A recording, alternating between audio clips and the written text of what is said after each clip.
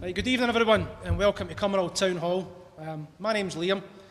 I've organised tonight's meeting because I like to get the message out there, the positive message for voting yes in September. I think we're listening to too much rubbish on the television and on the radio, day in, day out, and tonight hopefully we can get some positive input. But my main reason that I'd like to try and get people to vote yes is I've got a 3-year-old daughter and I want to be able to look her in the eye come the 19th if we don't win, and I want to tell her I've done everything I could for her. And this is my attempt at that here tonight, ladies and gentlemen. So without further ado, could you put your hands together for Tommy Sheridan?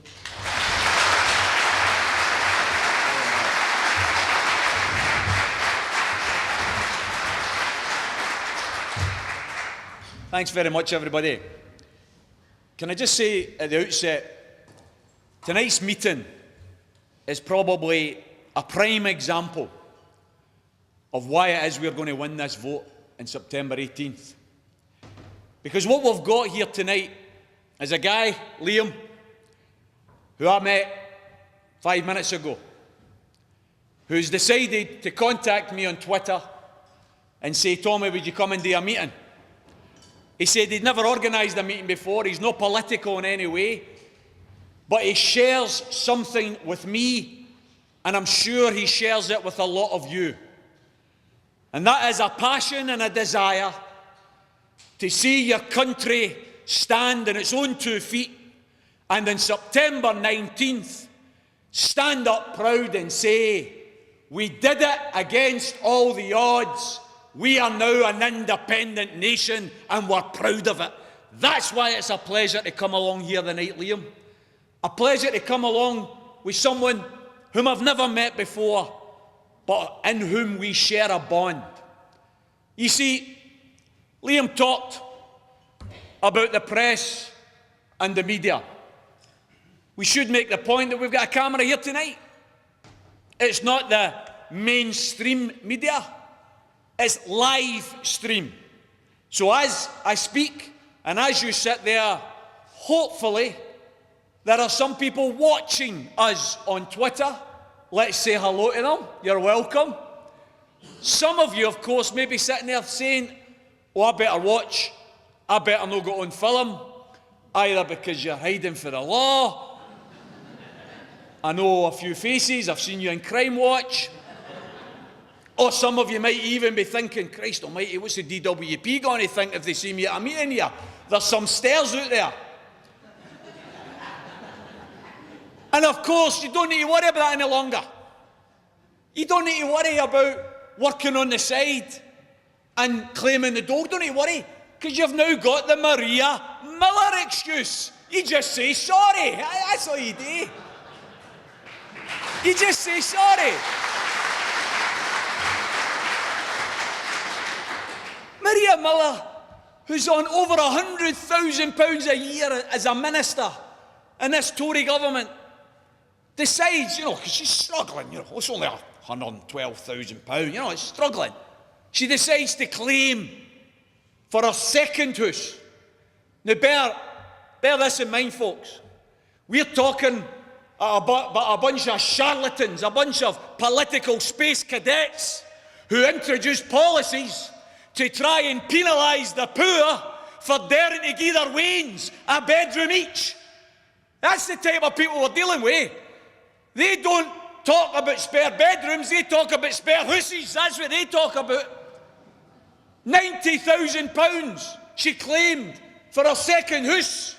It turns out it's not a second house at all, it's her mum and dad's house that she's claiming for. So she's investigated. She's investigated by whom? By her mates in the Parliament, fellow MPs, honourable ladies and gentlemen. Investigate her, find her guilty of failing to cooperate and tell her to pay back £4,800. That's no bad, isn't it? Hey, I'd take that deal. You screw them for 90,000 and you only pay back less than 5. Absolutely brilliant. But if you dare be a working class boy or lassie from Cumbernauld who's working in a hairdresser's while claiming, working in a building site while claiming, your feet when they touch the ground, you'd be in the court, you'd be in the jail. That's the reality of the hypocrisy of Westminster. And it's that hypocrisy we're going to get rid of on the 18th of September, brothers and sisters. Because we've got an opportunity here. We've got an opportunity to look at that crowd. There's a cabinet down there of 29 members. 29 members, 23 of them are personal millionaires. Personal millionaires. What the hell do they know about bedroom tax? What do they know about living in a council house? What do they know about struggling to make ends meet week after week? They know nothing about ordinary people's lives. But they introduce bedroom tax, they introduce welfare caps. They have presided over an 8-year-in-a-row fall in living standards for working people. They are not fit to govern.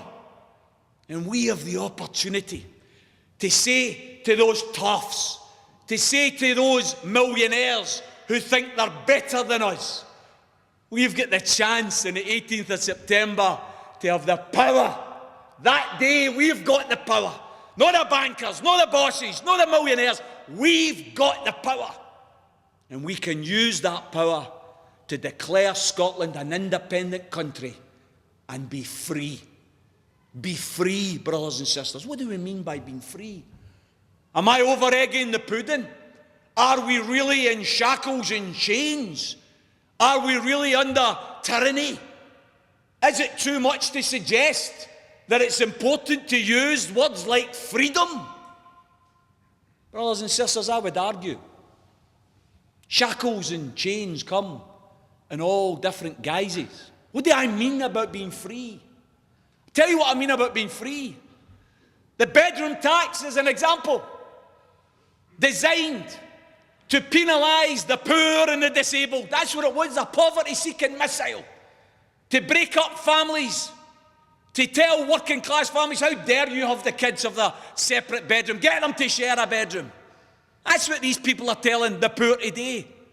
91% of the elected politicians in Scotland voted against the bedroom tax, but we still got the bedroom tax. We'll be free from that type of policy. We will be free from a government down south that thinks it's okay to look at one of the biggest benefits that we've ever had in the shape of the National Health Service. Somebody said to me at a meeting a few weeks ago, Tommy, will the National Health Service be safe in an independent Scotland? And I said, the National Health Service will only be safe in an independent Scotland. Because the truth is, what they're doing now in England is they're privatising it day by day, selling it off to their big business friends. They don't want a health service that looks for your pulse when you're ill.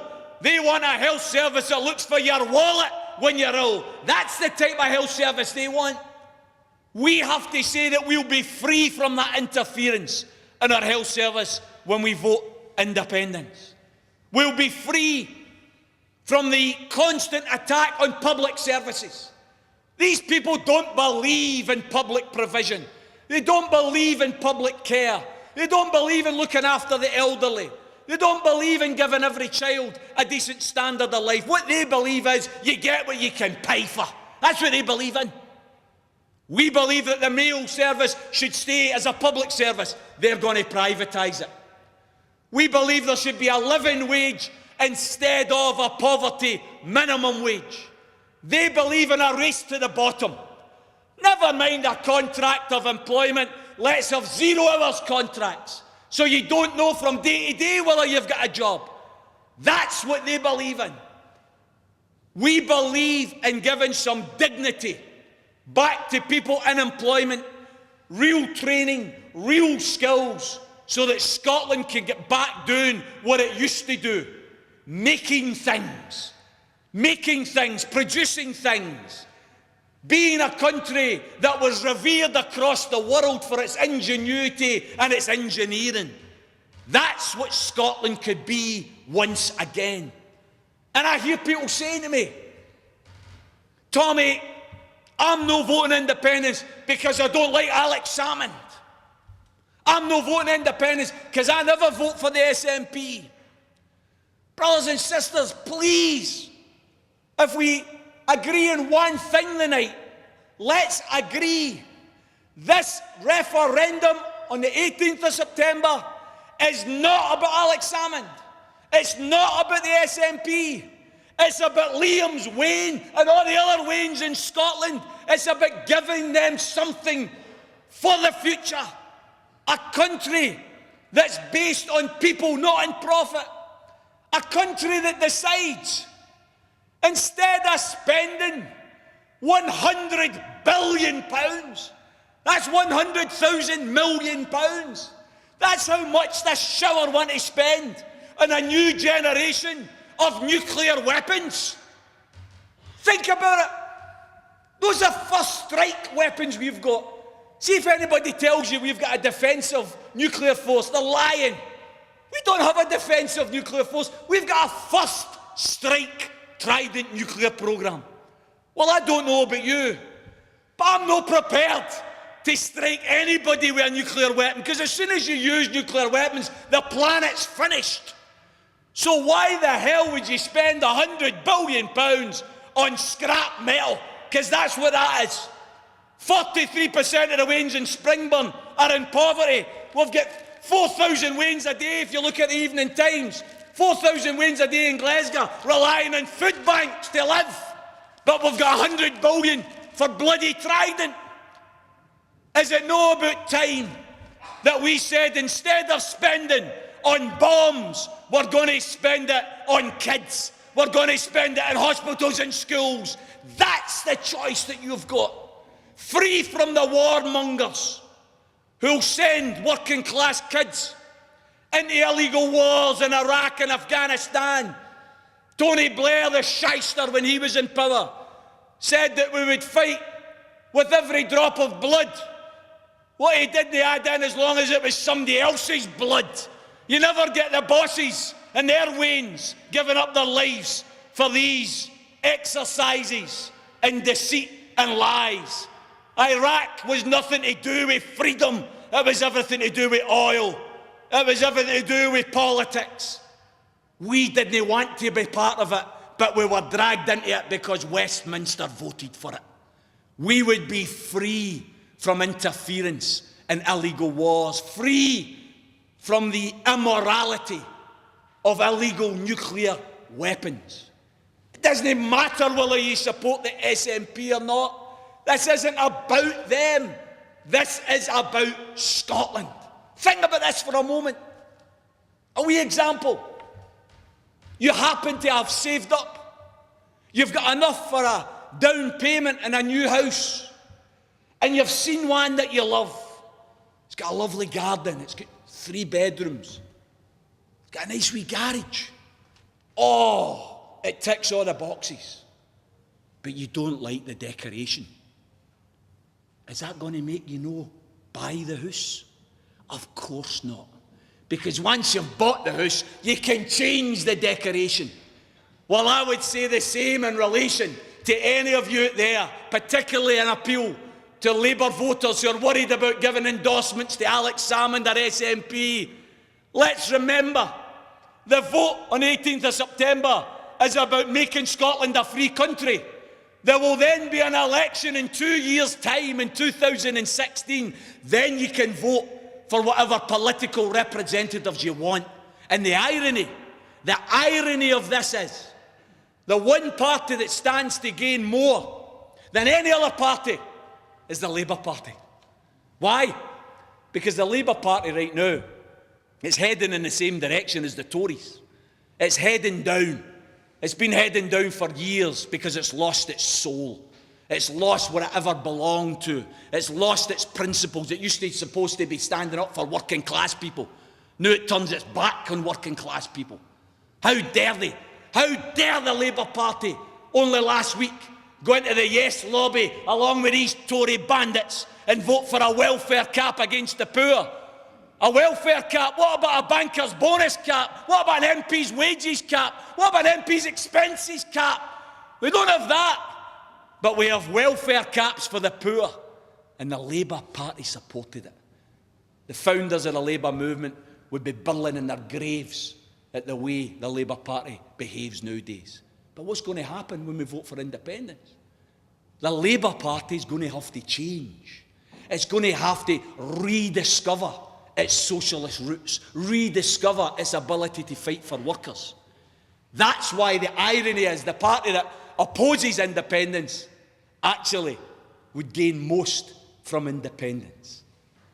Brothers and sisters, we are fed up with people telling us we're not big enough, we're not strong enough, we're not clever enough to run our own affairs. In each of the last 32 years, this isn't some fluke. In each of the last 32 years, Scotland has generated more in tax and revenue than we got back from Westminster. That's just a fact.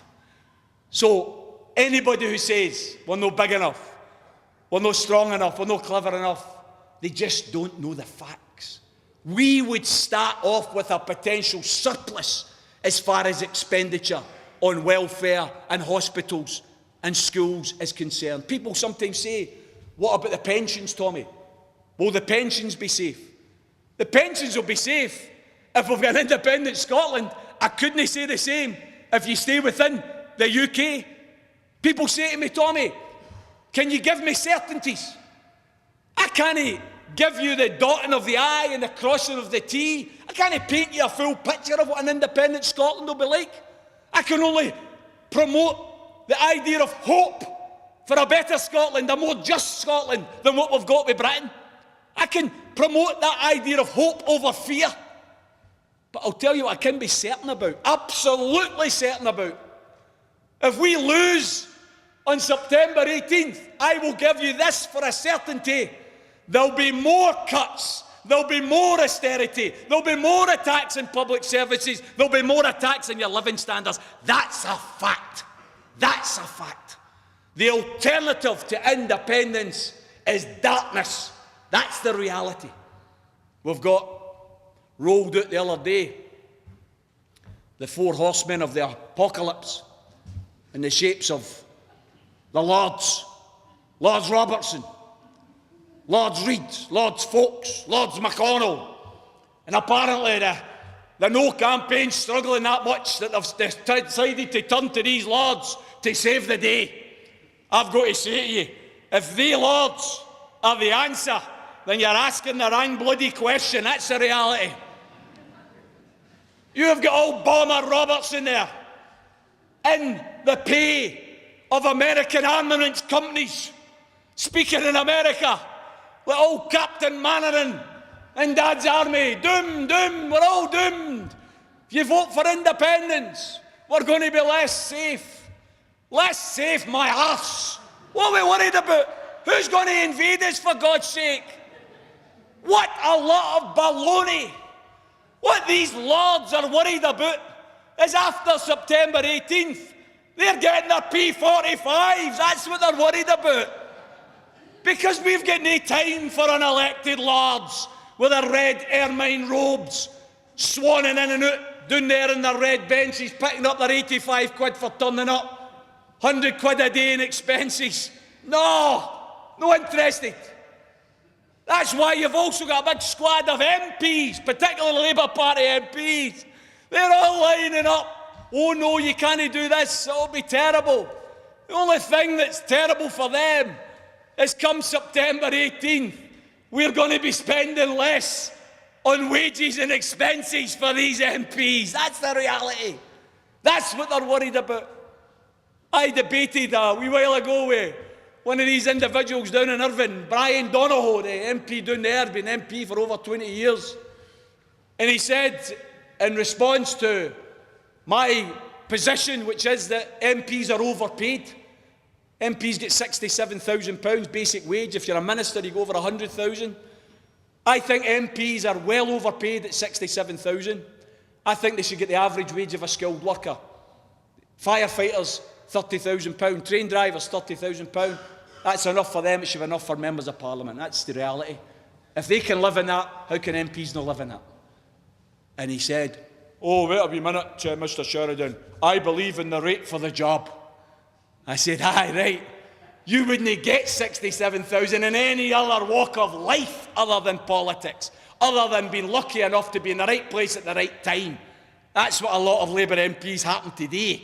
Because if you were to judge them on their credibility, then you'd be lucky if you gave them £6.70, never mind 67,000. Performance-related pay. They introduced performance-related pay for public service workers. See, if they were to introduce performance-related pay for the MPs, they would owe us money. That's the reality. We have got a situation here, brothers and sisters, which is absolutely unique for us. We've got a situation on September 18th where we can open up a new dawn. We can open the curtains to a new horizon. I believe, fundamentally, in a socialist Scotland.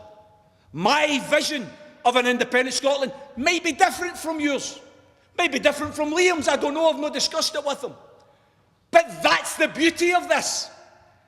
Whatever happens in the future, we will decide it. I had to give a wee bit of a condition to one of my statements. When I spoke in Kirkcaldy, I said, a vote for independence will mean there'll never ever be another Tory government in Scotland. And of course people were over the moon with that. That's a great idea. It's a good reason to vote independence.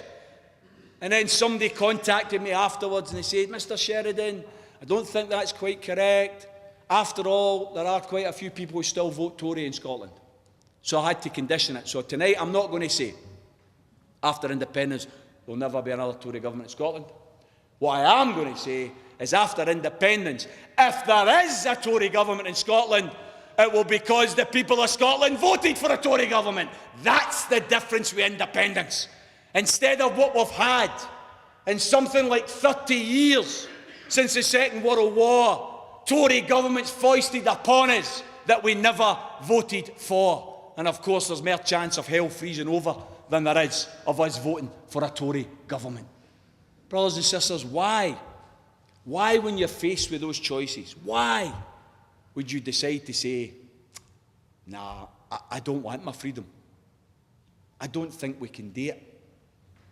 Brothers and sisters, Liam said it all, didn't he? We have got a UK that has 500,000 families relying on food banks. We've got a UK where 5% of the population, 5%, own more wealth than 50%. There's now 20 families whose combined wealth is greater than 12.6 million people. 20 families. We have got a level of inequality of wealth and power that is obscene, absolutely obscene. They tell us that we have to pull in our belts, we have to tighten what we're doing, because we're in a period of austerity, don't you know? When are we going to challenge these people? What is austerity? Austerity is punishing the poor for the mistakes and the greed of the rich. That's what austerity is. It wasn't your benefit claimant. It wasn't your low-paid worker. It wasn't your pensioner. It wasn't your asylum seeker. It wasn't any of those people that got us into the economic mess we're in. It was the bloody bankers and the bosses that got us in the economic mess we're in. Why the hell is it then that bankers' bonuses now are higher than what they were before the crash? Higher. They don't give a damn about us. They're back business as usual, like big fat pigs with their noses in the trough. They don't give a damn. And they think that they're untouchable. They think that they are all powerful. We have got the chance to knock that deck of cards down, brothers and sisters. We've got the chance with a wee cross. We don't need to throw a stone. We don't need to fire a bullet. A peaceful revolution. A wee cross to say, no, we reject all that austerity. We reject all that inequality. See, in this independent Scotland, we're actually going to invest in people, no bankers. We're going to look at the resources that we've got. Think about it. We've got massive capacity to generate and produce electricity, generate and produce gas. We've got oil. We've got land in abundance. We've got some of the best universities in Europe. We've got some of the best economic minds in Europe. We've got some of the best cultural minds in Europe. And an independent Scotland, brothers and sisters, see those resources we've got? I want them to belong to the people. I don't want to be ripped off any longer with privately owned electricity companies that charge you for using electricity and make money off it. See if this was somebody that was selling fancy T-shirts or training shoes. Fair dues, you know, they're trying to get you to buy one set of shoes instead of another set of shoes. Somebody makes money out of that, fine. That's competition. But electricity, what are you going to do if you don't use electricity? You can't survive. Gas, it's an essential resource. Oil is essential. Transport, it's essential. If it's essential, why is it private? Why does it not belong to the public? Part of the national wealth. That's what we've got to fight for in an independent Scotland. Take back the gas, the electricity, the trains, the buses. Run them not on the basis of maximum profit for a few rich individuals. Run them on the basis of the best possible service for the widest number of people, so that people can afford in the winter to have the fire zone, so that we don't have this scandal of pensioners dying of hypothermia because they're too frightened to turn on their fires. That's the reality, the potential we've got in an independent Scotland. I've got a bugbear, a real bugbear, in relation to the health service. We've got a fantastic health service. There's a great example down the road. I took my mother-in-law about 3 years ago to the Jubilee Hospital, Clydebank. And at that time, it was a private hospital. I don't know if any of you have ever been there. My mother-in-law, like my mother, had breast cancer and she had to go there to get some chemo. And the health service paid the Jubilee Hospital, paid them to provide the service. So it was a private hospital that was making money out of our health service. And it was like a 5-star hotel, I've got to tell you. It was absolutely first class. And I went in there and I thought, why are all hospitals not like this? Why is it that this is a private hospital, but you go to a public hospital and they're struggling, the paint's falling off the wall and all the rest of it? Why? Brothers and sisters, at that time, the Jubilee Hospital did a couple of thousand procedures every year. Jubilee Hospital is now a public hospital. It's been taken in to the National Health Service. It now performs over 200,000 procedures every year. That's the future. The idea that we look at the private schools, we look at the private hospitals, and we say, we're not going to drag a private school down to the class size of a public school, of a comprehensive school. My Wayne goes to a primary where there's 32 in our class. Why is it Norway and Denmark and Finland have maximum school sizes of 15? Why don't we have that? Why don't we employ more teachers? Why don't we have more classrooms in operation? Why don't our kids get a better chance to learn in an environment that's easier to learn? That's what we can invest in. My bugbear in relation to the health service is we've got all of this health. We've got all of these procedures. We've got all of this help and care. And who makes the money out of it? GlaxoSmithKline Beecham, the private pharmaceutical companies that rip the health service off like a latter-day Dick Turpin. Brothers and sisters, my idea of an independent Scotland, quite simple. Let's build a publicly owned pharmaceutical industry that produces the drugs that we need every single day to help people, to care for people, that feeds its health service. Think about it economically. You've got a demand. So what you're going to do is you're going to build the supply. But you're going to build the supply based on providing for need, not on chasing maximum profit. That's the type of vision that we can raise in an independent Scotland. Think about this one. Every single weekend, doesn't matter what town centre it is, it can be Cumbernauld, it can be Glasgow. How many times have you been in shopping and somebody, some poor soul, is rattling the can? Please help us. York Kill Sick Children's Hospital, please help us. We're trying to get a new ward painted. We're trying to get a piece of equipment. We're trying to get an MRI scanner.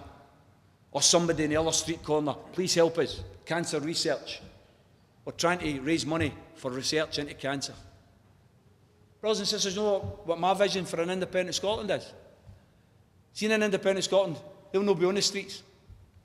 They'll not be rattling the cans. Because see all the resources that we've got in our rich, independent nation. We're going to spend it to make sure that people don't have to go and collect in the streets for the York Kill Sick Children's Hospital. People don't have to go in the streets and collect for cancer research, because we will invest in it. But you know who will be in the streets? Rattling the cans. It'll be Bomber Robertson and his mates. And you know what they'll be saying? They'll be saying, please help us. We want to build a new nuclear bomb. Could you please give us a wee donation? Here's a sticker. Here's a wee sticker for the Wains.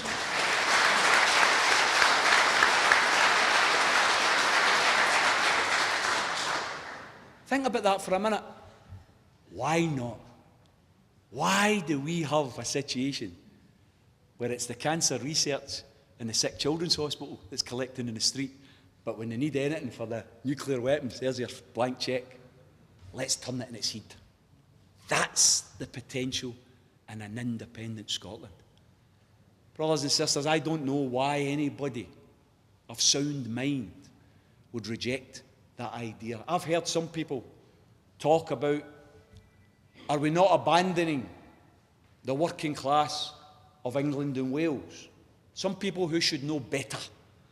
Some people whom in the past I've considered as friends, who argue against independence on the basis that we're turning our backs on our brothers and sisters in England and Wales. I've heard it said that a Dundee bus driver has got more in common with a Durham bus driver than a millionaire in Scotland, so why vote for independence?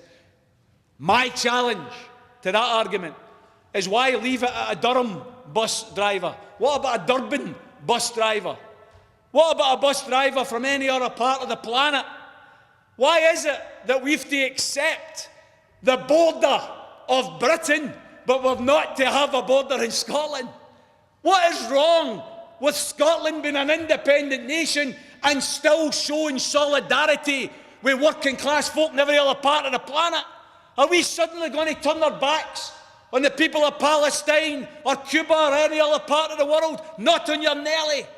On the contrary, if Scotland was an independent nation, we wouldn't have been sending anybody to bomb Iraq and Afghanistan. That's the difference. That's solidarity for you. When we have those people saying, what about our brothers and sisters in England and Wales? I say to them, we will do the same as we did 25 years ago. 25 years ago, we were involved in building a mass campaign of civil disobedience against Thatcher's horrible, hated poll tax. We got it first. We built an army of mass non-payment, and then we went down and we gave encouragement to our brothers and sisters in England and Wales, who also built an army of mass non-payment. 25 years later, what I say to our brothers and sisters in England and Wales is, where we lead, we hope you will follow. We're going to build a new Scotland that rejects the neoliberal economics of the big business and the bankers. Instead of investing in the massive salaries for those millionaires, we're going to invest in training our young people and in giving everybody a living wage. We're going to invest in hospitals and schools, not in bombs. We are going to show by example that there is no need for the neoliberal Thatcherite policies any longer. I think independence in Scotland, rather than turning our backs on brothers and sisters in England and Wales, is offering a hand of friendship to our brothers and sisters in England and Wales, encouraging them to take their destiny into their hands as well, instead of allowing these political space cadets to continue to govern over them. We have got an opportunity, brothers and sisters. that comes very, very rarely. An opportunity for a new country, a new start. We have the economic base. We have the ability to generate the revenues. Do we have the courage? Do we have the backbone? Do we have the spine? I remember reading a wee proverb, a wee old Chinese proverb the other day. Never let those who say you can't do it get in the way of those who are doing it. We're going to have to develop some self-belief, brothers and sisters. Self-belief that we, as a small nation, we're no better than anybody else, but we're no worse than anybody else. We're going to stand up and be counted, just like the Finlands, just like the Norways, just like the Swedens, just like the Irelands. We're going to stand up and be counted like a small country, proud of what it's doing, investing in education and health and children, rejecting nuclear weapons, rejecting war. You know, I had a wee debate with my friend George Galloway recently. George and I have a big disagreement over independence. And I reminded George of what he said many years ago in relation to the Trident protest that we were on. I've been arrested probably about 14 times down there at Trident. That's why I keep going on about these nuclear weapons, you might have noticed. And one of these days, it was an awful wet day, and we were lying in the ground outside the nuclear submarine base. And I was there to uphold international law in 1996. The International Court of Justice found that nuclear weapons were immoral and illegal. So I was there to uphold the law. Police didn't see it that way, unfortunately. And we all got arrested. And George says, he said, I heard the police say, you take Sheridan, we'll get the Olgin. And he knew then that he had to pass the torch of socialism over to a new generation. I heard him argue recently on the telly that voting independence to get rid of Trident wasn't really a vote to get rid of Trident, because where would they go? And my answer to that is, Westminster seems to love them. Let the River Thames have the Trident nuclear submarine bases. We're not having them in the Clyde any longer. That's non-negotiable, brothers and sisters. Absolutely non-negotiable. We have an opportunity to stand up and be counted, to take our destiny in our own hands, to listen to the inspiring words of a political hero of mine, a guy called Malcolm X. Some of you might have heard him. He was one of the leaders of the American civil rights movement. Black activist who was imprisoned many times for his beliefs, was eventually assassinated. Malcolm X used to say, if you don't stand for something, you might just fall for anything. Brothers and sisters, if you look at that Project Fear, and you look at the darkness that they're trying to peddle, and how much they're trying to bully you, how much they're trying to tell you you can't do it, I think those words of Malcolm X should come back and should give you some encouragement. No longer are we second-class citizens. No longer are we getting policies we didn't vote for. No longer are we getting governments we didn't vote for. We are now going to have our destiny in our own hands. All we have to do is vote for it. Please, brothers and sisters, for the sake of Liam's kids, my kid, and all of your children, please have the courage of your convictions on September 18th. Vote yes. Vote for independence. Thanks very much.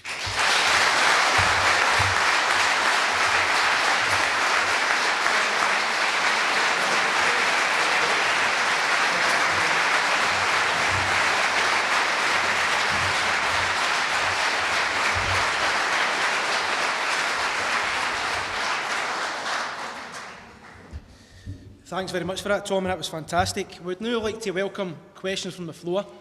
Ian, if you could switch that microphone off. We've got a microphone here, and we'll pass it about the room. One at a time, or? All right. Folks, the reason I'm returning to the lectern to take the questions is just for the folk that are doing the live streaming stuff. It's just to make it easier for them. How would you like to have answers right away, or would you like me to take a couple of questions? What would be the best? Just straight away? Okay. Well, please feel free to put your hand up. The only thing I would ask is going to say your first name just so that I can refer to you. Somebody there. I thought there was somebody there.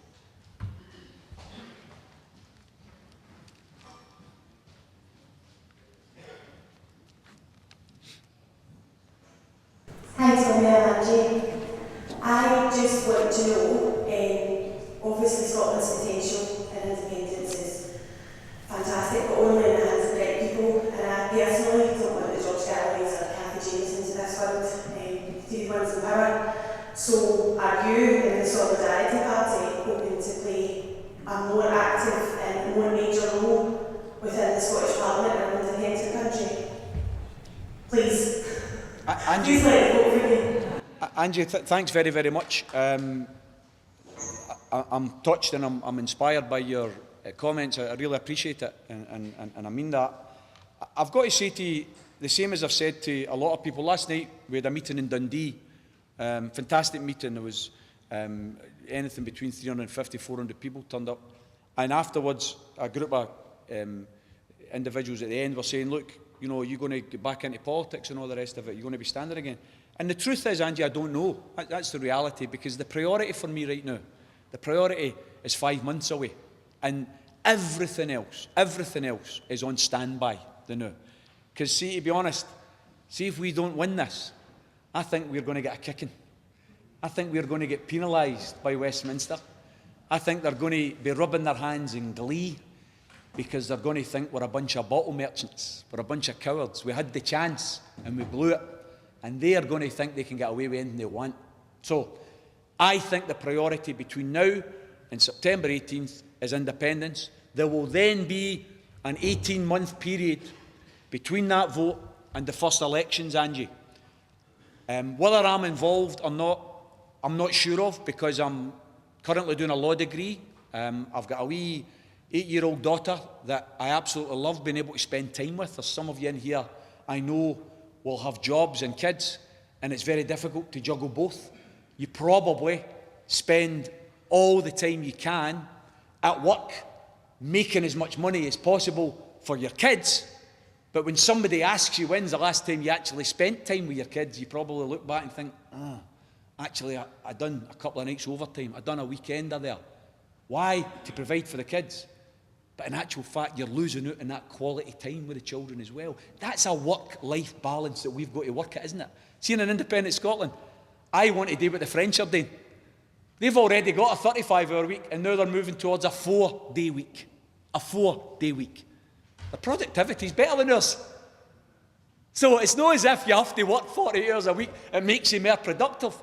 Every single economic study has shown that if you've got a shorter working week, you actually work harder, because you're working a less focused amount of time. You know you've got a lot of leisure time. You know you've got time with your family. Personally, I don't want to work people into early graves. I want people to have a bit of time after they retire that they can enjoy life. So that's the type of thing that I think I would like to bring to the table, Angie, in the future.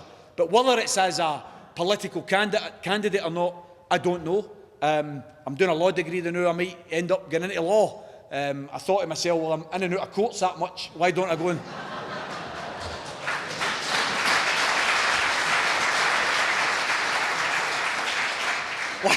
Why don't I go and learn a wee bit about it? It seems I'm going about it the wrong way, of course. Apparently, you're supposed to learn about the courts before you actually go into them. But that's the type of thing that we're involved in, Angie. So I can promise you, there will be, after September 18th, there will be political movements and parties that will be putting the type of stuff that I've talked about on the agenda. There will be a menu for everybody to choose from, undoubtedly, Angie. And the difference between that menu and the menu for Westminster is the people of Scotland will decide what government we get. no anybody else. That's what the important point is. But thanks very much. And if I'm not mistaken, I think you follow us on Twitter as well, eh? Brilliant. I think you had I think you had a nice day today. You said you were, was it a day off or something? There you go. I've let everybody know Angie had a day off today. Thanks very much for that, Angie.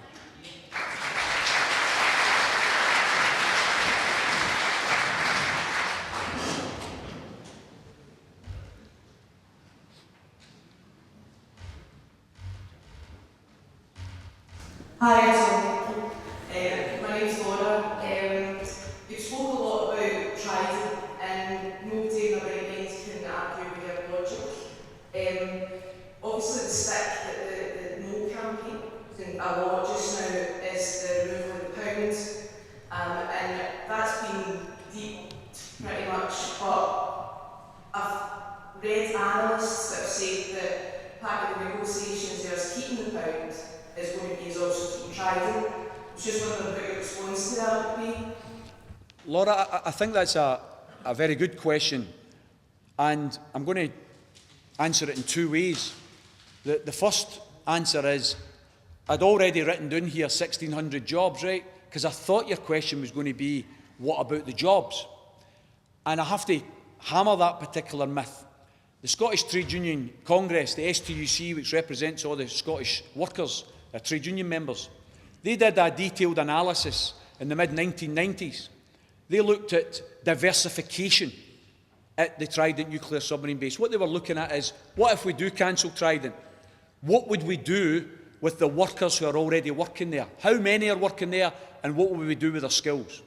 And what they found was that there is currently 1,600, that's the maximum number, that are directly employed at Trident.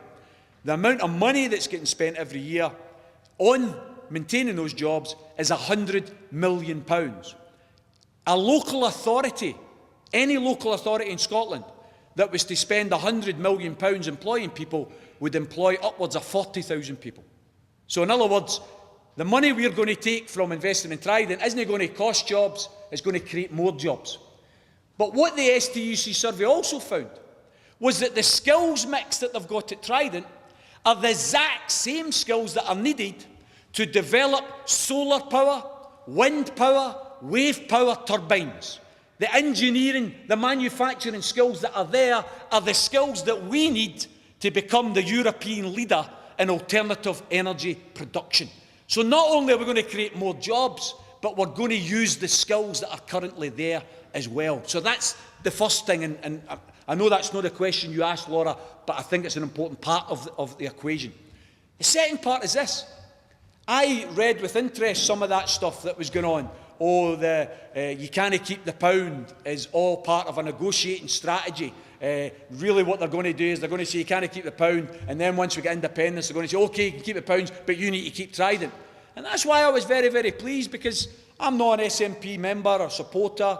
I think the SNP have done a good job getting us to where we are just now. I'm not going to knock what they've done. I've got differences with the SNP, but I've also got some people in the SNP that I've got a lot of time for. But what I would say is I was very pleased to read the statements from several of the leaders, including Alex Salmond, that it was a non-negotiable policy.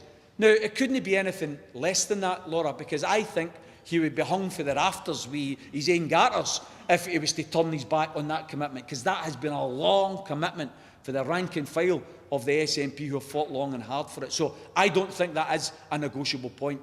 I hope you don't mind, however, if I take the opportunity via that question to just raise a couple other wee points, and I apologise if I'm hogging the floor here, but it's in case some other people have got these questions. The pound, Europe, the monarchy. There's three questions which I've got views on which you might not share. My position is I don't want to keep the pound. I want a Scottish currency.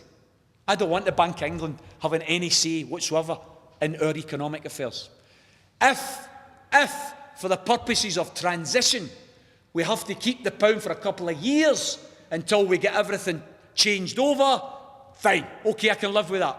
But the idea that we will keep the Bank of England having any say on the investment decisions that we make in Scotland isn't independence.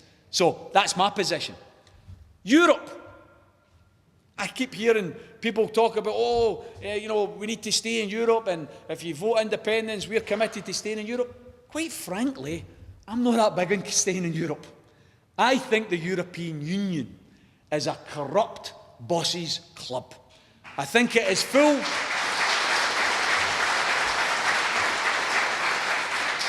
I think it is full of corruption. I think it is full of people who want to privatise public services. Many of the things that happen in Europe,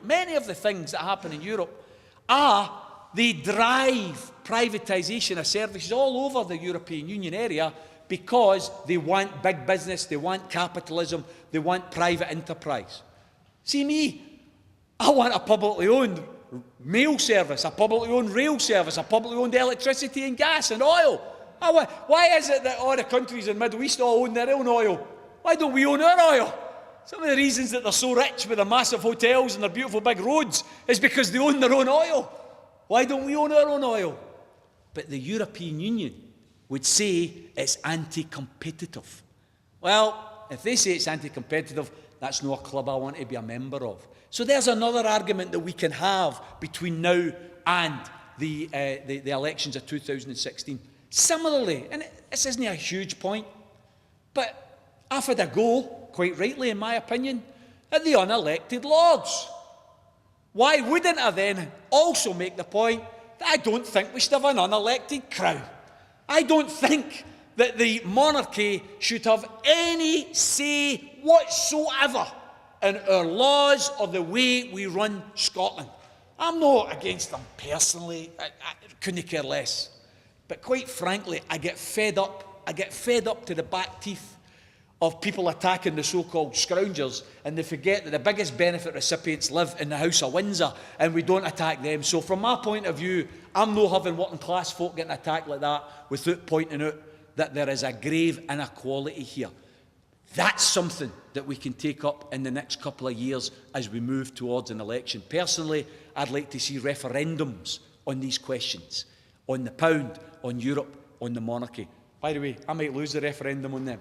Fine, but it's the people of Scotland that will have decided it. The people of Scotland will have decided whether we keep these things or not Westminster. That's the difference. Any other? Yeah, there's a chap there. Sorry, who's Mick? Mick. It might seem strange that it seems the first two people in question are women, but the biggest percentage of people who don't are undecided are women. How could you convince 52% of the population to vote yes? I mean 50% who are women to turn the vote to yes.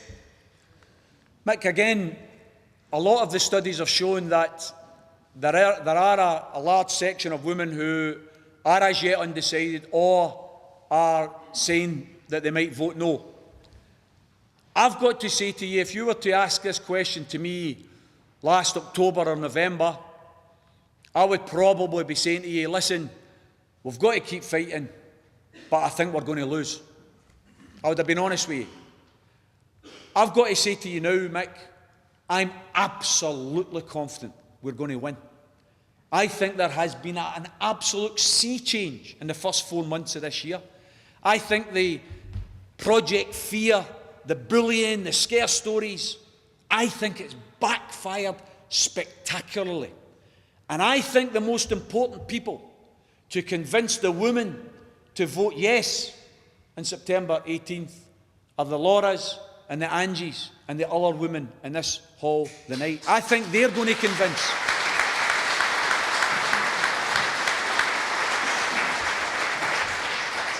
I think they're going to convince other women. And I think you and everybody else will be part of that, because you know what's happening here. I mean, let's face it, I just talked about a meeting we had in Dundee last night, 350, 400 people. I was in Oban last Thursday, 500 people. We're here the night. Liam was saying to us, I think, what did you say, you put 200 chairs out? 200 chairs. Right, so you've got nearly 200 people in here the night. This is a grassroots movement, the likes of which we've never seen, certainly since the days of the poll tax. That's the only thing I can compare it to. This is real grassroots. See this type of movement, this type of feeling. It's not getting picked up in the mainstream media, but it's beginning to develop. To me, it's a bit like the swan effect. It looks all calm on the surface, but underneath the water, there's a lot going on. People are beginning to realise that we've got a chance of winning this. And I think we're going to surprise all the pundits. We're going to win on September 18th. I look at the use of social media, and social media has got a lot of things that are poor about it and a lot of downsides to it as well, right? There's no doubt about it. But think about it. Liam contacts me, doesn't know me, sends a message. Tommy, I'd like to organise a meeting in Cumbernauld. Would you come along and speak? Woody a day. I've never organised a meeting before. And I said, look, identify a hall, give me a couple of dates, and if I can make it, I'll be there. Within 3 days, he'd get back to us, I've booked the hall, and I've already got 90-odd people saying they want to come to a meeting. That's the power. That's the power of social media. I done a speech on the 23rd of January up in Kirkcaldy. 300 people turned out. It was filmed. It was put on YouTube. It's now had 115,000 views. 115,000 people have played that on YouTube. Why? Because there is a thirst for this. There's a thirst for ideas. People are either convinced already, but they want to be sure, or they're not quite convinced, they want to be convinced. I think this is a process, brothers and sisters, and it's a process that is going in favour of yes. I think we're realising that this is a once-in-a-lifetime opportunity, that it would be a scandal to reject. And that's why I think, Mick, we're going to convince enough women, we're going to convince enough elderly, we're going to convince enough men. And I'll finish on this. I was speaking to my friend Martin as we were coming through in the car about the news just 2 weeks ago, which I found so encouraging. And it was about 16 and 17-year-olds. I don't know if you've seen the news yourself. They've actually revealed the figures now for the number of 16 and 17-year-olds who have registered to vote. As you may be aware, 16 and 17-year-olds aren't allowed to vote in normal elections. But in this election, because of the importance, because it's about their futures, quite rightly, the Scottish Parliament has enfranchised 16 and 17-year-olds. 75% have registered to vote so far. 75%. Now, see if this was a general election, you'd be lucky if it was 7%, let's be honest. I think a lot of people are turned off by politics, and I don't blame them, because so much of politics is full of smoke and mirrors, lies and deceit. People often don't vote in elections, and I hate that, because people fought and died to get us the vote. But I cannot blame people sometimes for not using their vote, because they think that they don't have a decent choice. This isn't an election about parties. This is an election about your country. That's what makes it different, and that's why I'm confident we're going to win it, Mick. Anybody else? Up the back, and then chap here.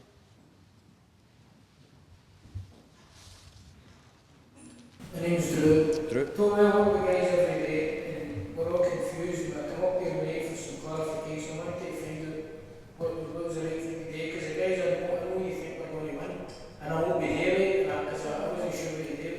The guys I work with, they're saying no, we're not sure, because we didn't know about the currency, I know you've answered the questions. The currency, the National Health Service, all of this, what Great Britain's doing for us now, and I just wanted to know, clarify some points for us, please. Drew, I hope tonight you're going home and you're going to go into your work tomorrow and you're going to say to your mates, health service. By the way, don't you know that we already run our health service in Scotland? The Scottish Parliament runs the health service. Our health service is nationalising the private hospitals. Health service in England is privatising the hospitals. That's the difference. So say to your mates tomorrow, you're worried about the health service, you better vote yes. Because if we go down the road of staying with the UK, it won't be long before they cut our budget and they don't allow us to keep our health service in the public sector. Pensions. These people are going after the pensioners. There's no doubt about it. They've already changed the pension system so that it will make it harder for pensioners to save. Every shape of life as far as the economy is concerned It's going down the Swanee as far as the UK goes.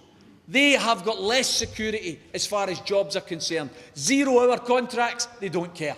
They don't care if youngsters go into work one day and have told they've got a job, but they've not got a job the next day. Absolute disgrace. We up here, we're fighting for everyone to have a contract of employment. Is that not the minimum you would want for your wage when they go to work? Instead of having to phone up and say, am I working today? That's the type of thing, Drew, that we've got to say to your mates. And by the way, let's be honest about it. It's going to take a bit of heart as well and a bit of bottle. And whether we like it or not, there's no nice way to say this, but some people are feared. Some people, you know, they just don't have the bottle. And I think we've got to say to these people, listen. Well, I was going to say something that I shouldn't say. I was going to say grow a set there, but that wouldn't be, especially when it's been live streamed, that's not a very nice thing to say. But what I really do mean is, honestly, we can have all the arguments, all the technical arguments. We can answer the question in the currency. We can answer the question 32 years generating more revenues, 32 years in a row more revenue than we've got back from Westminster. We are a self-sufficient country. There's no doubt about that. But personally, I don't think this vote is going to be won by the head alone. I think the heart's going to play a massive part in this vote. See, if you don't believe that we can build a new Scotland, you're not going to vote for it. I think we have to raise the belief. We have to raise people's sights, raise people's vision. That's why the meetings I attend today have a title of Hope over Fear. Hope of what we can deliver for our children in the future over the fear of change. They've got an advantage, haven't they? Because there is a small c conservatism in most people's lives. Most people resist change. We've got to overcome that. We've got to show that this change is positive. This change is necessary. I think we're doing it. And Drew, I hope you feel a wee bit better than Maura, that you've got some arguments. I think there's a wee pamphlet that's, if you've not got a pound, don't worry about it, just take one. But there's a wee pamphlet outside that, I'm not saying it's the be-all and end-all, but the speech I gave up in Kirkcaldy that's been viewed by 115,000 people, we've now turned that into a wee pamphlet. So it's all the words, and there's a lot of good arguments in there, a lot of facts and figures. Get one of them, and hopefully you get a wee read it at the night and go in the Mora and try and convince your workmates. If you can, I don't know if there's 5 or 6 of them, but if you can convince 2 or 3, we'll win it. You might not convince them all. Sometimes, you know, you can take the horse to the water, but you can't make it drink it. But thanks for that.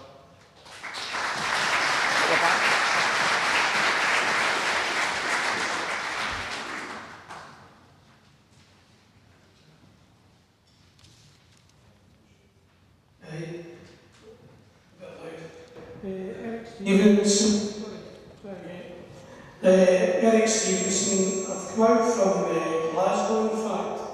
I used to live in Cumbernauld during the poll tax days, and that's why I've come along to this meeting. I'm quite pleased to be here. I think, first of all, I've really got a question, just a few comments, if you don't mind, Tommy. I'd like to congratulate Liam and the other chap for organising this meeting. Absolutely.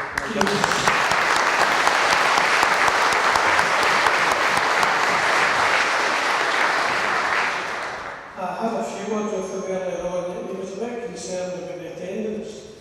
I can tell him that during the poll tax campaign that I was involved in, along with Tommy, that we had maybe sometimes 2 men and a dog, and sometimes it was only the dog.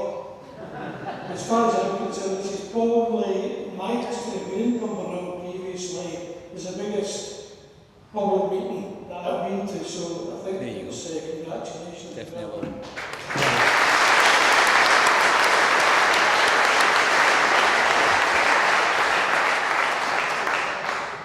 I think also that Tommy's made the point that there seems to be a positive move, I think I would probably agree with that.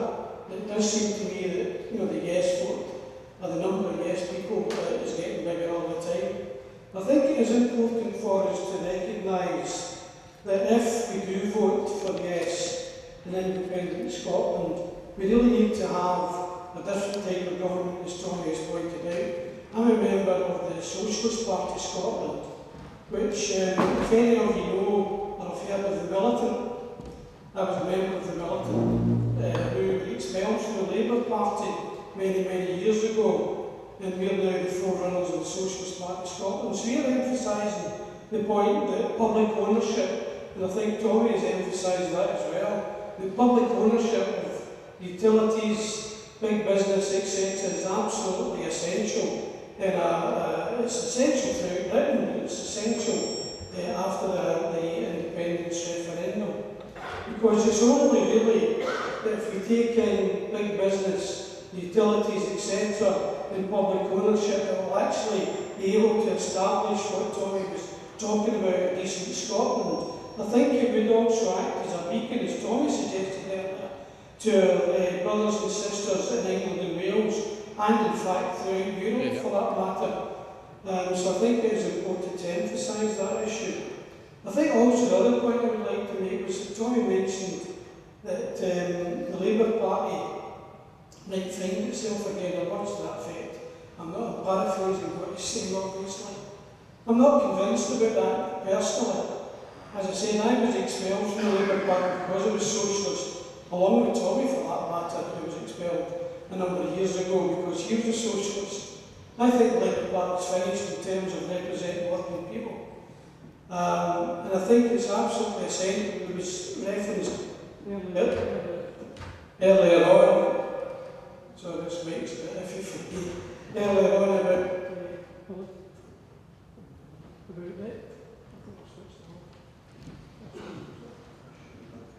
hello.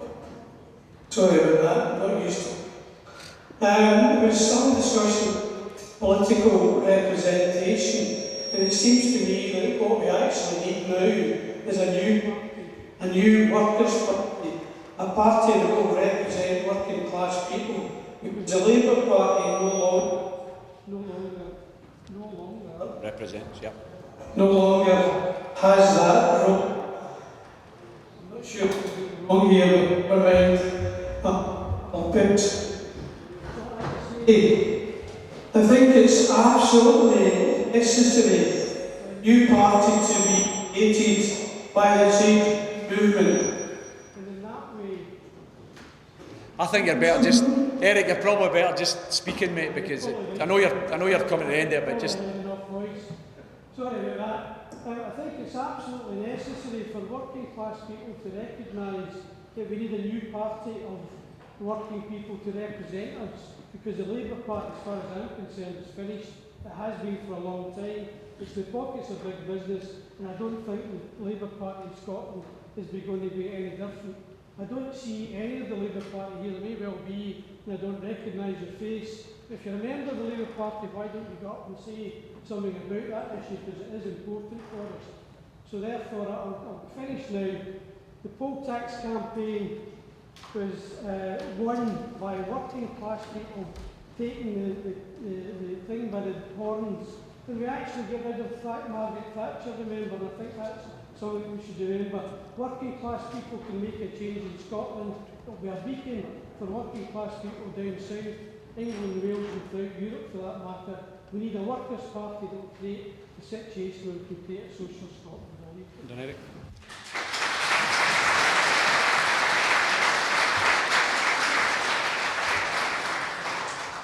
Just for anybody, hopefully the points that Eric made there, and I know it was difficult because the mic kept coming and going, and I've got to endorse it 100%, Eric, because my idea of the Labour Party being rejuvenated is the current leadership getting kicked out in their arses and the trade unions taking it back to where it belongs, and that is a workers' party. I hope that happens, because I hope any new workers' party that is going to be a party that represents the type of things that I've talked about tonight and that Eric's talking about, any new workers' party needs the trade union movement to back it. It's about time the trade unions realised that the party that they founded in 1901 to represent working people has abandoned working people, has turned its back on working people. We need the trade unions to show a bit of vision and a bit of gumption now, and to fund a new political party that gives some hope and vision to ordinary folk. So that's my vision, Eric, and I'm sure you and I share that vision as well. But I do think the point about public ownership is vital, folks.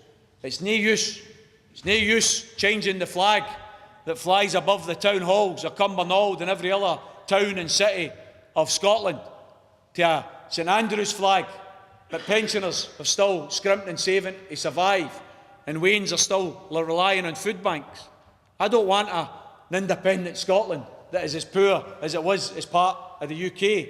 I want an independent Scotland that is richer in resources, richer in spirit, richer in culture, richer in vision, because we own and control the resources of our country. That's the prize. Dead important to make this point, folks. Independence isn't the end of the journey. Independence is only the start of the journey. That's what we have to bear in mind.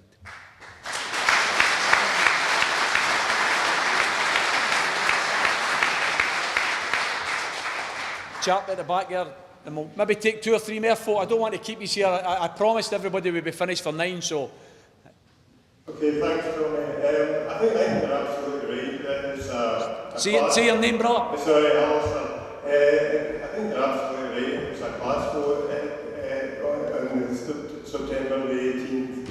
I mean, any travels in the working class areas, you'll find very quickly that the majority of them, the large majority of people you talk to are for a yes vote. I mean, I thought Nicola Sturgeon the other day last week was clever in saying that talking about people that would normally vote Labour or in the Labour Party and getting them on side.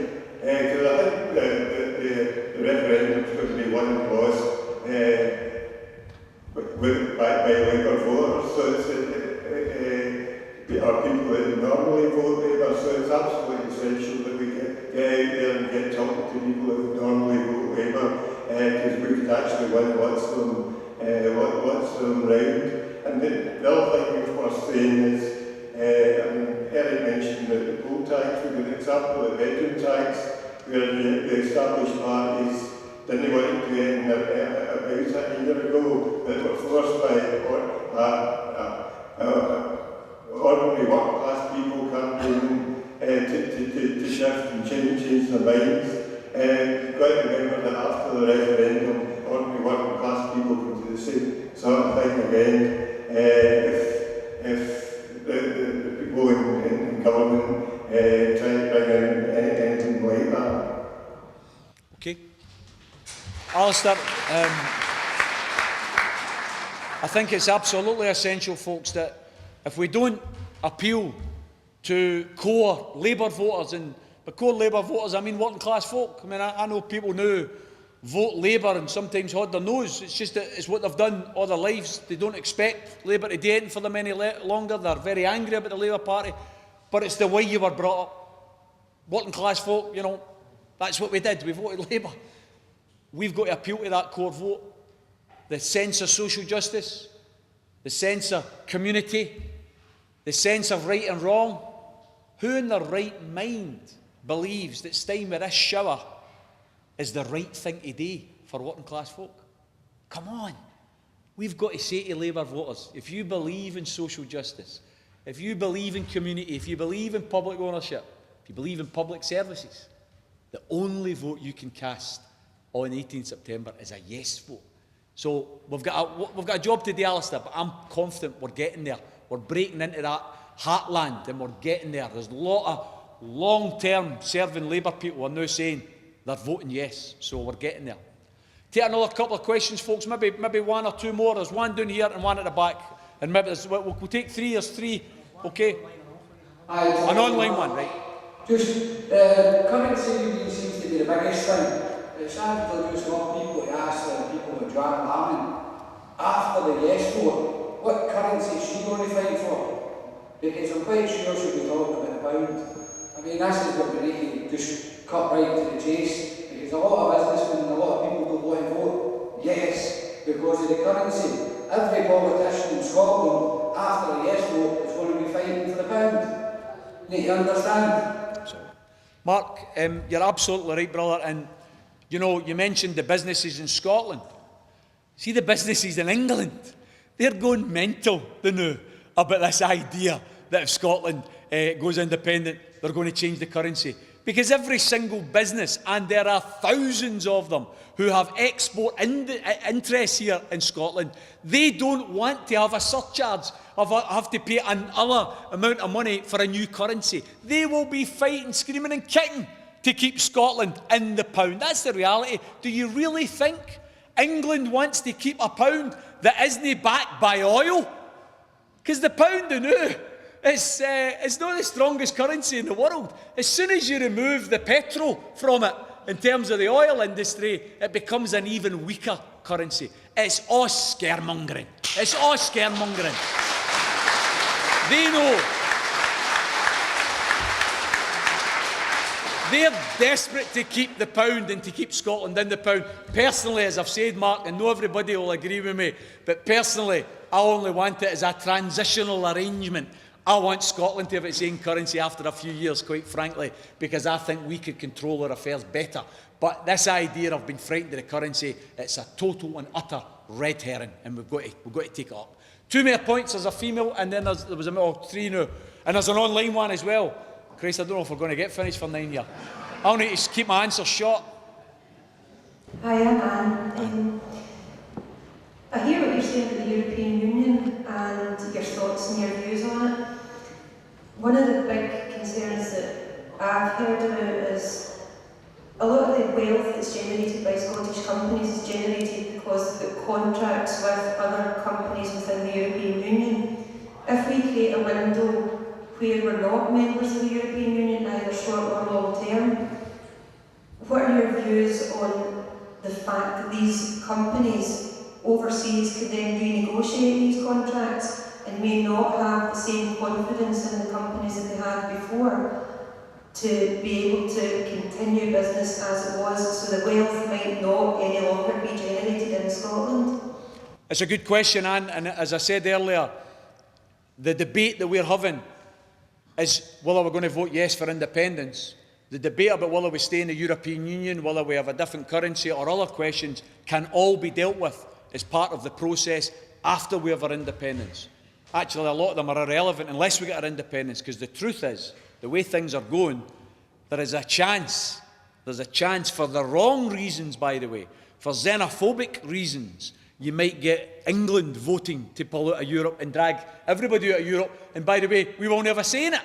Scotland will be out of Europe whether we like it or no.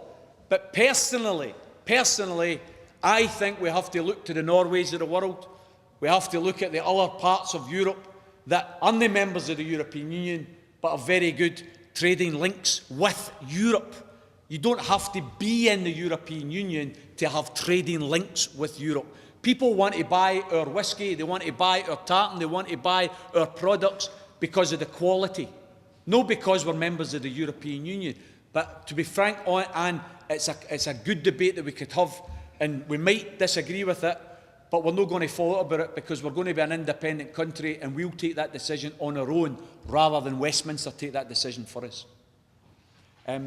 Chap down here, and then there was an online question as well, I think. And there was a chap at the back. Hi Tommy. Hi Tommy, I'm Scott. Scott.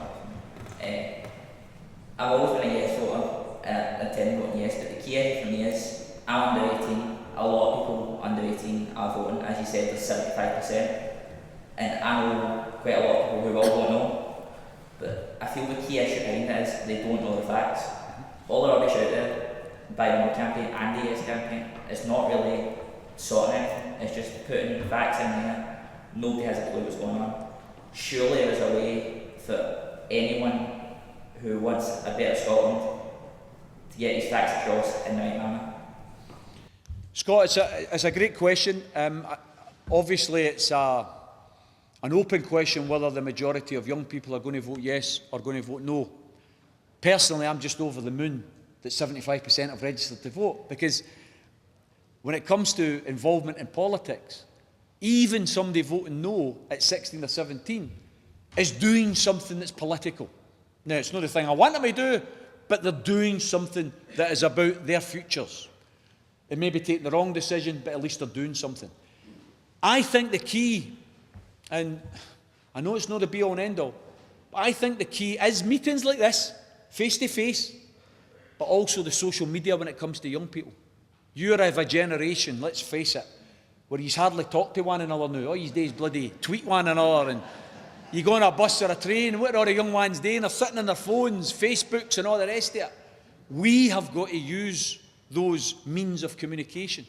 I would appeal to you, Scott, your friends there, young people, I would appeal to you to be very active on social media sites, promoting the ideas that you've heard tonight, promoting other ideas that maybe you've not heard tonight, but are positive ideas.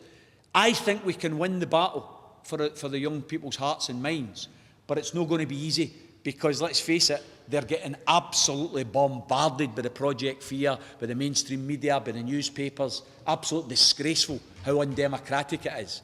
But I think we can win it.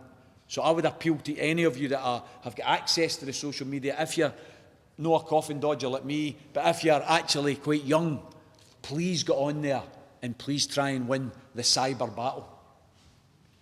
There's two, I think there was a chap at the back and then there's another chap just here.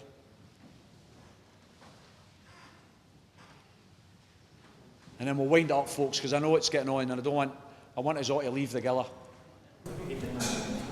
Mr. Sheridan, you better just shout, mate, honestly.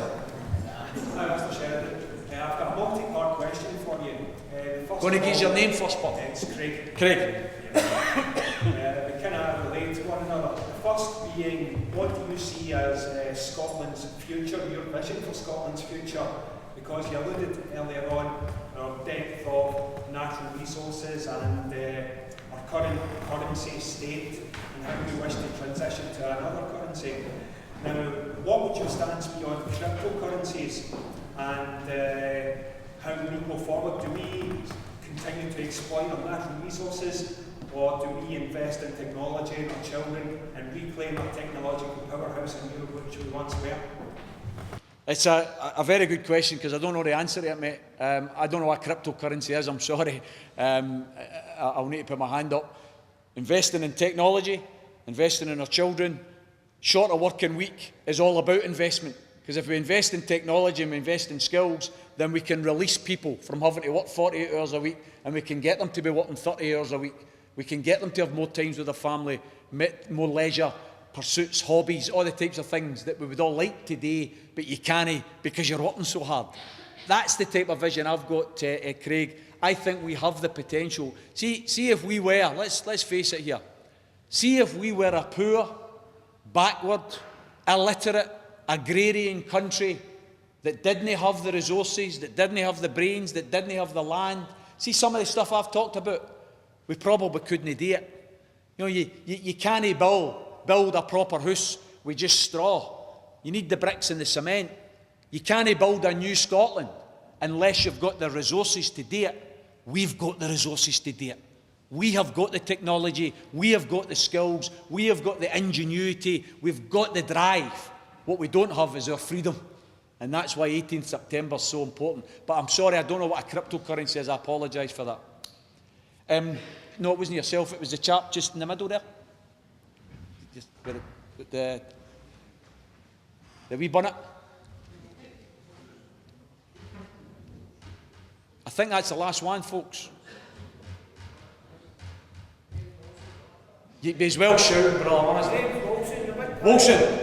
Big argument, the big part of this debate, Tom, is about the oil and all that, but it seems a bit complicated. How would we get it back now and get the fortunes out of the oil and that again and then pass back to us? How long would it take to get through all this and that? OK, Wilson, it's a good point about the oil. Territorially, the oil belongs to Scotland. The oil, there's no doubt that the oil resources are part of Scotland's. The debate that I want and the fight that I want is I don't want it being owned by all of the American companies that currently exploit that oil. We get a tiny percentage of the oil revenues in taxation. They get the lion's share in profit. Right? I want to turn that on its head. I want us to get the lion's share in profit. Well, the way we would do it is the same way, if you think about it. How did we lose gas, electricity, trains, British Airways? Some of you are old enough in here, some of you aren't, but some of you are old enough in here to remember when you used to own it. Oil was one of the resources that used to be part state-owned, and they sold it off. Gas, they sold it off. Electricity, they sold it off. The trains, they sold it off. How did they sell it off? They voted in Parliament to sell it. How are we going to take it back? We're going to vote in Parliament to take it back. That's exactly what we're going to do, Wilson. Parliamentary sovereignty is the highest law in the land. There isn't a higher law. Once we're an independent Parliament, when we vote for something, that is the law. That's the law of the land. And that's how we're going to take the oil, the gas, the electricity. We need to win the argument politically. That's why the point that Angie and others have made is important. Because if we get an independent Scotland, and then you send some people to the Parliament who, quite frankly, are lambs instead of lions, then we might not get the type of Scotland we want. We need to make sure that once we get our independence, we also get the political representation that we deserve as well. I think I'm going to take the internet question and then we'll sum up. Is that all right? I don't want to cut anybody off in case... Right. What was the internet question? By the way, what about this? New technology here. Not only are we taking question and answers, we're taking questions for the internet, by the way. The guy Johnny Cash. All right, that's aye, right. Was he friends with Bob Hope? If Scotland does have the capabilities and reserves to become one of the wealthiest countries in the world, what is to stop the Scottish people who get very rich from that turning, for instance, Edinburgh into a new London, and there being the same inequality in wealth distribution? It's a reasonable question from Johnny Cash. I'm sorry if I had a go at your name if you're listening. I think that's all related to the points that have been going through this meeting tonight about political representation after independence. Because if we rise up here to claim our destiny and claim our country, and then we go back to the house after it and say, right, that says we've done our job, then the points that Johnny Cash is making could be right. Because what you could get is the development of an elite in and around Edinburgh and Aberdeen, oil-rich Aberdeen, where people then would think, oh, well, we run the show now, and we're going to take the wealth. And they forget all the commitments about tackling poverty and tackling inequality. What they're more worried about is their own bank accounts rather than everybody else's bank accounts. The only way to stop that happening, brothers and sisters, is after independence, you stay switched on. You don't just go back to the house. You stay switched on and you make sure that you engage politically. I want a constitution for Scotland. I want a written constitution. I want you to know your rights. Right now, you don't know your rights. We've got an unwritten constitution. You don't know your rights. It's all conventions. I want a written constitution that tells you your rights, that tells you what you can do politically, what you can't do politically. I want things to be enshrined there, like the right to a home, like the right to a job, like the right to a living wage. I want that enshrined in a constitution. I'll tell you what else I want written in a constitution. I want political representatives to be able to be recalled. I don't want MPs or MSPs getting elected for 4 or 5 years and then you can't do anything about it. I want them to be able to have a contract of employment that is legally enforceable. So if an MSP says to you, vote for me and I'm going to fight to save a community centre, see if they get elected and then they don't fight to save that community centre, I want you to have the right to recall. Get enough signatures on a petition to have a re-election.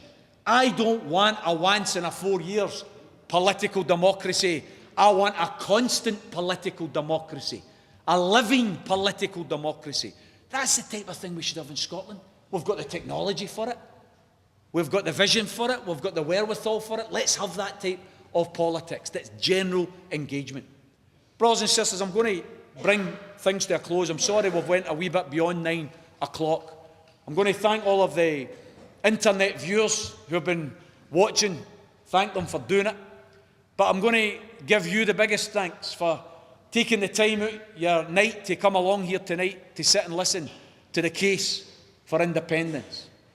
I hope that each and every one of you now are going to be crusaders, going to be campaigners. We're not going to win this on the basis of me or Jim Sillars or other speakers speaking at public meetings up and down the country for independence. Yes, that's important, of course it is.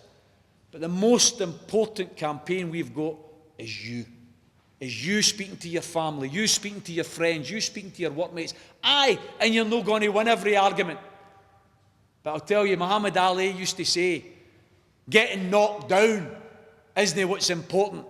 It's whether you can get back up again that's important. That's what we've got to bear in mind here. We've got to get back up again and keep putting those arguments for independence. I'm sorry, I keep littering my talk with wee quotes for people that have inspired me in my life, and I'm going to finish with a wee quote. It's a wee quote from an Irish trade unionist who was the leader of the Transport and General Workers Union and was involved in the historic Dublin lockout of 1913. I recently was invited to speak at a meeting in Dublin, and his statue's in O'Connell Street in Dublin. The guy's name's Jim Larkin. And in his statue there's an inscription that is absolutely relevant for this debate over this next 5 months. Because we are against, make no mistake about it, see the fear and the scaremongering you've had, you ain't seen nothing yet. The next 5 months you're going to get more of it. You're going to get more attacks, more fear. They're going to try and bully you, they're going to try and frighten you. The inscription in the Jim Larkin statue reads, "The powerful only appear so because we are on our knees. Arise." Brothers and sisters, let's arise on 18th of September and let's vote for independence. Thanks very much.